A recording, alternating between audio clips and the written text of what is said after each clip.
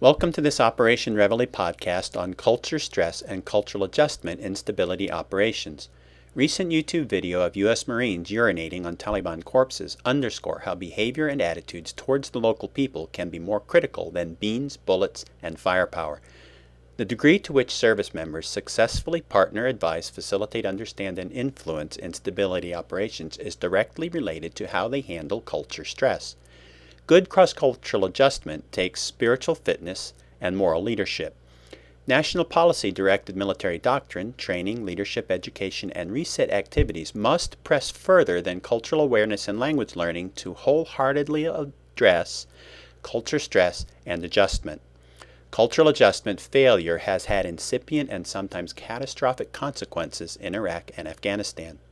Poor adjustment adversely impacts three areas: individual emotional stability, interpersonal team and staff dynamics, and the ability to influence the civil environment.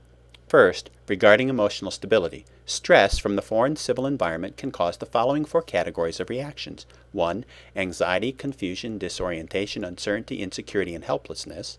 2. Fatigue, tiredness, lack of motivation, lethargy, and depression. 3. Disappointment, unfulfillment, discouragement, and inadequacy. And 4. Aggression, anger, irritability, contempt for others, and resentment. Second, regarding team dynamics. Poorly adjusted individuals on a team will likely work to suppress feelings of failure, fear, and hostility that they are experiencing due to a conflicted self-image. These repressed negative emotions will then bubble to the surface in what's psychologically known as displacement, resulting in overreactions to trivial matters, and they will also bubble to the surface in what's known as projection, resulting in viciously criticizing others. Displacement and projection can lead to one or more of the following. 1. A vicious competitiveness, like sabotaging the success of others. 2. Inordinate attention to peripheral projects, like principle-driven campaign for fairness. 3. Withdrawal and isolation, like excessive working out. And 4. Regression to childish behaviors, like temper tantrums. To maintain self-respect, the affected members on teams and staffs often rationalize these dysfunctional behaviors by blaming others for creating the conditions that make these behaviors inevitable. Third, poor adjustment of individuals and of teams constrains and sometimes sabotages the mission in at least three ways. 1. It increases the likelihood of misunderstanding and disrespecting the local people. 2. It undermines the ability to have influence among the local people. And 3. It heightens the risk for atrocities and abuse. I saw the problems that emerged from poor cultural adjustment when I was in Iraq, where I spent time among 39 different small teams. The local national interpreters on one team confided to me that they thought the force protection dog got treated better than they did. Most teams had volatile internal dynamics from tension between members who had adjusted and others who had not. I suspect this tension exists across all services at all levels.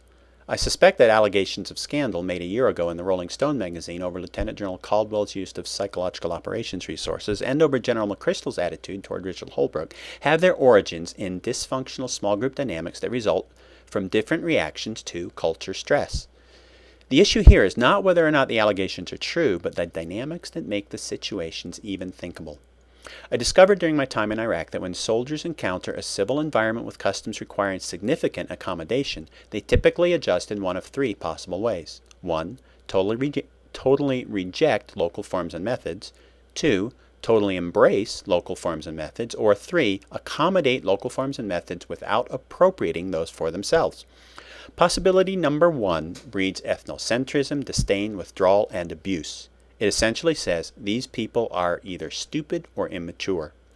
Possibility number 2 abandons the security found in one's own identity that is a necessary foundation for unit cohesion and personal influence. It essentially says, I need to become just like these people in order to help them.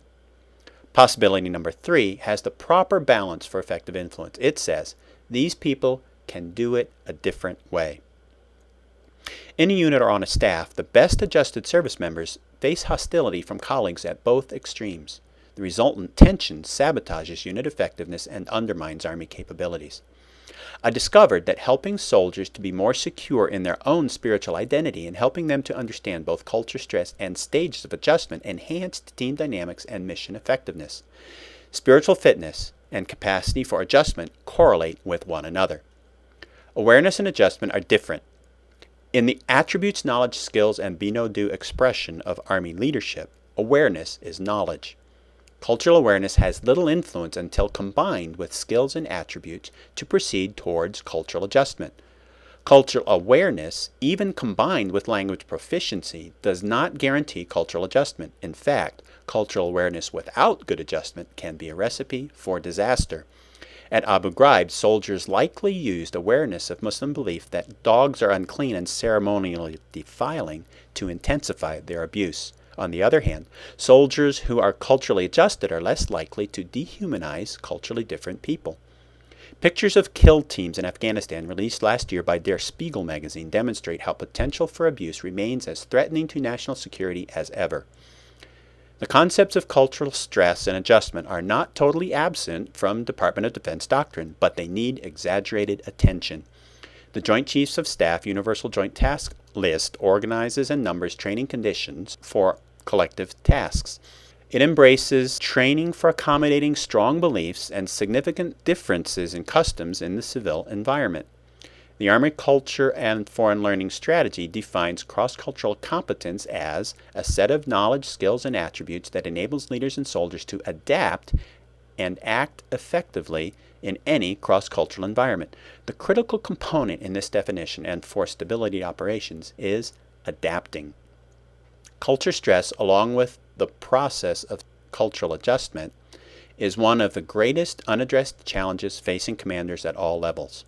Poor adjustment adversely impacts three areas: emotional stability, team dynamics, and influence in the civil environment.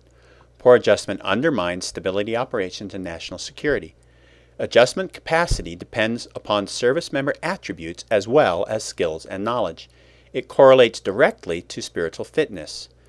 Filling this credibility gap, therefore, becomes critical.